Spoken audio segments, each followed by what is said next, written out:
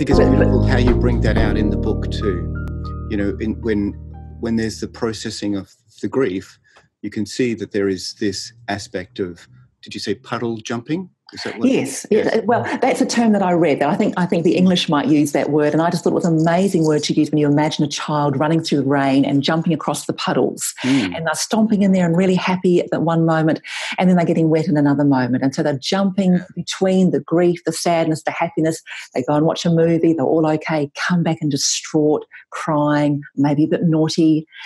You know, it's interesting because often when parents see children grieve, they don't want them to grieve. So we'll hand them an iPad, we'll hand them the phone with a game so they go away and be happy, instead of actually sitting with their child and going, hey, tell me about that.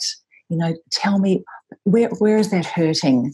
What's that feeling that your heart's doing? You know, where else are you feeling really sad at the moment?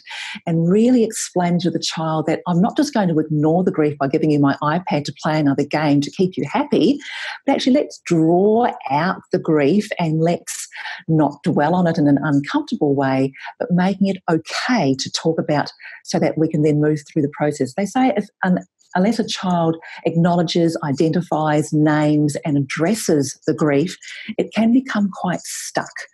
And we let people grieve in their own way, in their own time.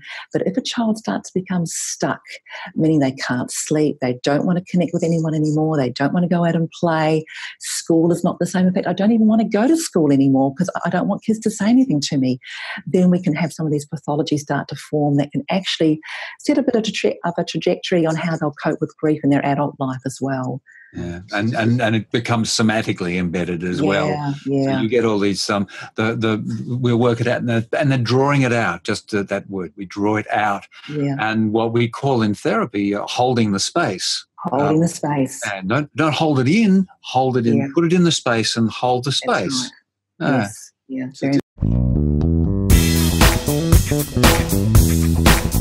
Well, if you want to know more about the science of psychotherapy, come across to our website, thescienceofpsychotherapy.com, and our podcast of the same name, and learn more about the science of you.